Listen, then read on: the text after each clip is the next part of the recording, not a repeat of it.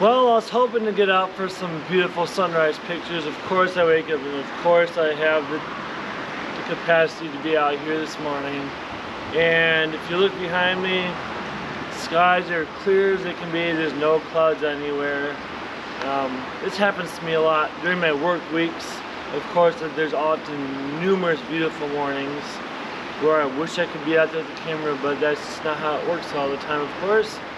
But anyway, I've been up to quite a bit. I've been to Grass River, I've been to Pelazar Natural Area, I've been doing a lot of swimming at some of our local beaches, and I'm hoping tomorrow morning to get out to somewhere or another, because there's supposed to be a storm front moving in, and storms can often mean cloud cover or moving cloud cover of sun and patches of clouds and rain and cool mist, maybe just something.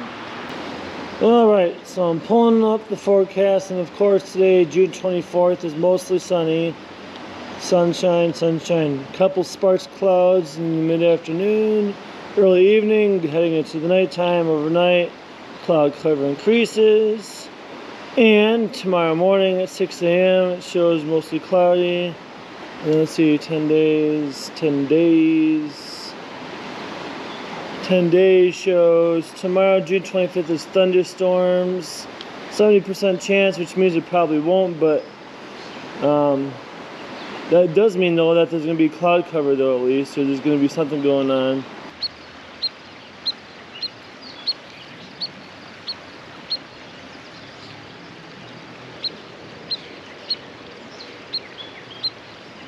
Let us hope that tomorrow brings more productive and fruitful results for some excellent natural history photography.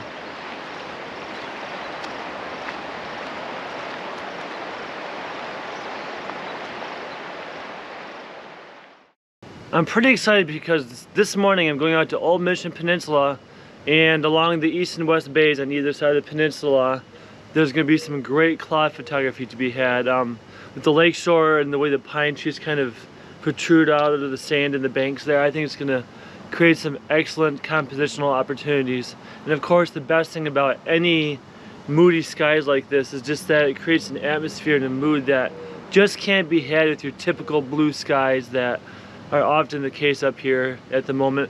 Or of course, there's also a lot of haze from the wildfires that are coming up in Canada that come down, and it kind of just mutes out the entire sky, which is kind of good for like macro photography with bugs and flowers and whatnot, but I like landscape photography.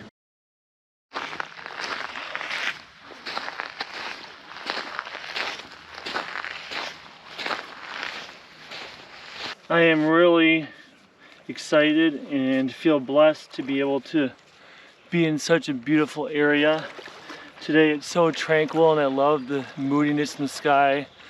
I don't mind the summer, but I don't really have a big fondness for big sunny bright days for weeks on end. I love what happens when it's overcast and gray. It just seems more reflective, more introverted, much like me. My companion for today is the FujiFilm FinePix S-9000. I think it's perfect because it really has a great dynamic range for the smaller sensor that it has in it. I'm not going to go into many details on it. I just love the construction. The ergonomics are spot on. Handling with the zoom range for the left hand, the lens barrel is spot on. I just love everything about it. It takes AA batteries. What else would I like? The flip out screen is nice for low angle shots, so you can flip the screen out. Doesn't pivot, but I don't think pivoting is really any better. I think that makes things break easier. Metal tripod socket underneath in line with the center axis of the lens barrel, of course. Overall, great camera. And my other favorite thing about this camera is the socket here for an external cable release shutter. So if you do long exposures, you're all set. And I think in a previous video, I'll put a link up in the description below, or down below, or whatever. I'll put it in the description up on the screen somewhere, where I use that shutter release on this camera. I love this camera. Today I'm out here and I'm not going to talk too much. I'm not going to go over exposure settings. I just want to be in the moment. But my goal is to capture some images of the lake and just the way the clouds are really subtle with all the layering of the background, and there's some mid-ground interest with some halfway submerged island areas. So when the water levels fluctuate, in this peninsula. Sometimes those are more exposed, you can walk out to them. The water doesn't get that deep out here. But I'm just gonna grab some images and I'm gonna put together a slideshow. But anyway, aside from that, I just want to say thank you to all my subscribers, and I'm gonna end the video here. Thanks so much for watching, and of course, until next time, get outside and get some fresh air. Adios, amigos.